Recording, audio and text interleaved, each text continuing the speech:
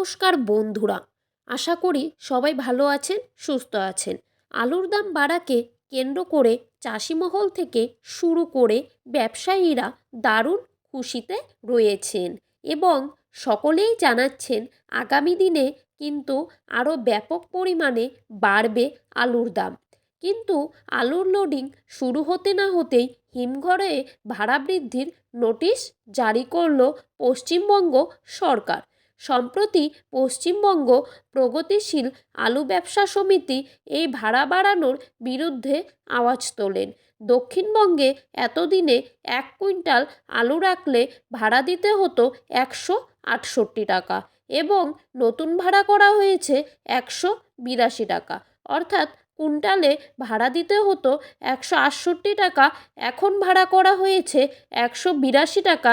তাহলে বন্ধুরা, ভাড়া বৃদ্ধি পেয়েছে 14 টাকা করে। এদিকে এই বছর আলুর দাম কি যায়, চাষিরা লস খাবে না লাভ করবে তার ঠিক নেই, কিন্তু ভাড়া বাড়ানোকে কেন্দ্র করে কৃষকদের ওপর কিন্তু নতুন করে একটা বোঝা চেপে গেল। চাষিদের ওপর কাছ থেকে কয়েক কোটি ভাড়া আদায় করে কিভাবে বাজারে আলুর দাম নিয়ন্ত্রণে রাখবে সরকার, তা নিয়েই চিন্তিত সকলেই। আজ পশ্চিমবঙ্গের বিভিন্ন স্থানে আলুর দামের চাহিদাকে ভিত্তি করে আলুর দাম কিন্তু ঊর্ধ্বমুখী লক্ষ্য করা যাচ্ছে। অপরদিকে পশ্চিমবঙ্গের বিভিন্ন স্থানে জ্যোতি আলুর ফলন কম রয়েছে এবং অপরদিকে উত্তরপ্রদেশেও জ্যোতি আলুর ফলন কিন্তু মারাত্মকভাবেই কম লক্ষ্য করা যাচ্ছে, যার ফলে পশ্চিমবঙ্গে আলুর দাম কিন্তু বাড়তে শুরু করে। তাহলে বন্ধুরা, দেরি না করে আমরা এখন দেখে নেব আজ পশ্চিমবঙ্গের কোথায় কোথায় আলুর দাম কত টাকা রয়েছে এবং আগামী দিনে আলুর দাম কত টাকা পর্যন্ত বৃদ্ধি পেতে পারে, কেমন হতে পারে 2025 সালের আলুর ভবিষ্যৎ।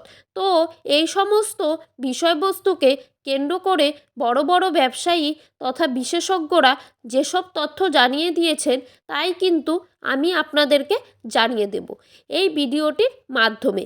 এবং এই ভিডিওটি শুরু করার আগে আপনাদের সকলের কাছে একটি ছোট্ট রিকোয়েস্ট থাকবে, আপনারা কিন্তু অবশ্যই নিজ এলাকার আলুর ফলন আমাদেরকে জানিয়ে দেবেন। আর বন্ধুরা, চ্যানেলটিকে সাবস্ক্রাইব করে রাখবেন।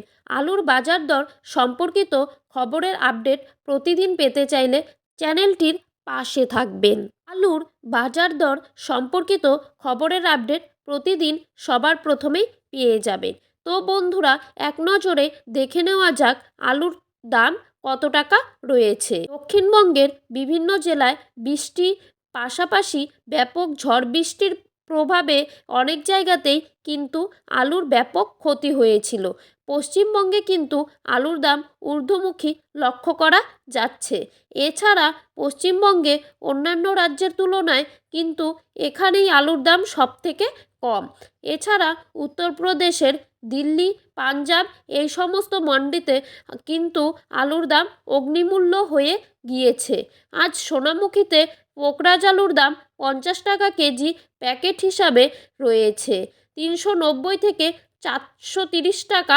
বাঁকুড়া জেলার জয়রামবাটিতে পোকরাজ আলুর দাম কিন্তু 50 কেজির প্যাকেট হিসেবে রয়েছে 360 থেকে 390 টাকা। আর রেডির দাম রয়েছে 430।